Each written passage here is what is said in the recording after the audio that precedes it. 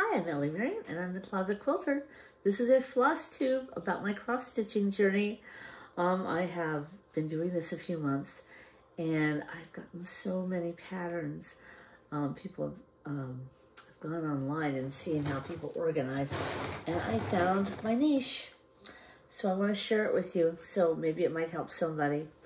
We'll start first with patterns. I literally downloaded at least 100 patterns, or got some at my local cross-stitch covered place that I go to. And I'm already a quilter, so this room is already full of fabric and notions and things for quilting. So this is just another rabbit hole. So I love it, but I have to organize it. I have to keep this room organized. So what did I do? This is what I did. One thing I could not do without are these page protectors, okay? I went to my local store, got those. I got binders, right?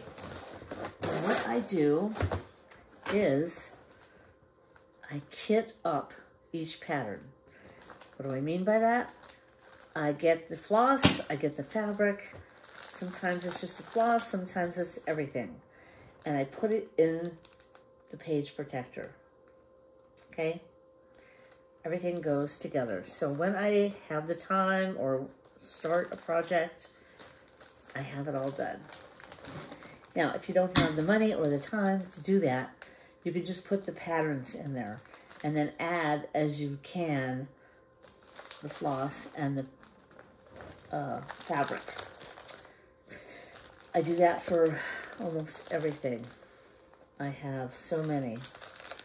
Some I actually created in you know, some, this one, for instance, okay, this is, let's see, this is Peace, Winter's Peace Sampler by artfulofferings.com, designed by Katrina Hiddle of Artful Offerings.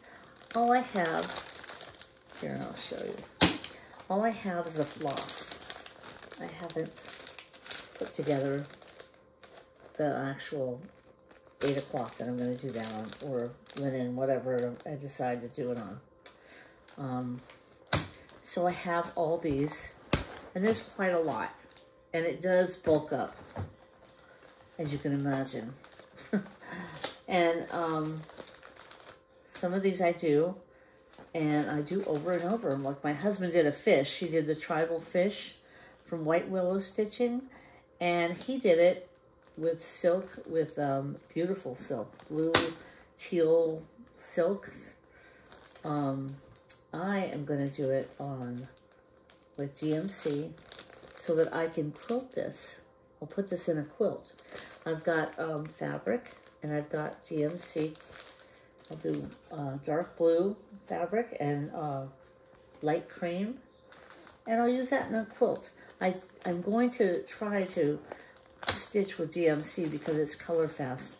Also, there's another one that's color fast. It's very good. I'll try to remember which one that is. But I also am going to do that for Land of Cockaigne. I'm doing blue with light blue, so that'll be nice. I have Summer Quaker. I don't have the DMC threads together for that yet, but that's what I do. I kit up my things, and then it's all here for me. I have already amassed already 3 big, like 2.5 or 3 inch binders, and they're full. So I'm not going to buy anymore. I'm just going to stitch. So that's what I do. That's one thing I do. Now for fabric, yeah, I go a little crazy with fabric too. Okay, fabric is my favorite thing to buy, and that's no exception with cross stitch. So what I did is I went to the dollar store and I got one of these fabric boxes, right? So I did that, and then I got cardstock, like comic book things. And I just put my, get a better angle here. See, I have all my Aida cloths and my linens in there. So I've collected pieces, big pieces, doesn't matter the size. I just stick it in by the size of the Aida cloth, 25 count, 14 count, 16 count. I've got some Lugana, 25 count, 28 count linen.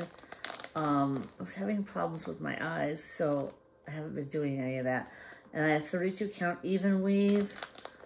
And so, you know, I'm happy with this, you know. And then when I get a new piece of cloth that I like, I just stick it in its slot.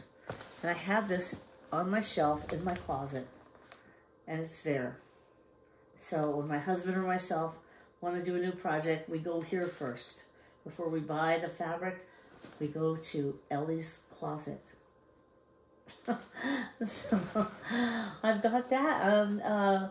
So that way I don't have to store floss. It's all in a kit. And then when I have leftover, I use it in another kit, or I put it on a ring. That's the other thing I do. If I have, let's see, things I've done that are left over. For instance, this is one I did. It's called Hometown Tea House. These are the flosses for that. And I just hang that up on my cart, on the ring. It's sitting there. And when I decide to kit up a tea house to do it again, I'll put it in the sleeve in the book. And that's how I keep organized. So far, so good. I'm not going to get crazy and buy any more patterns. Oh, I'll do another video on what I do with patterns. This is interesting because I have found that using a particular app to keep track is really helpful on my iPad. Sometimes it gets really complicated when you have one stitch, two stitch, and then you do something else, and it's hard to keep track. And I don't like marking up my original patterns.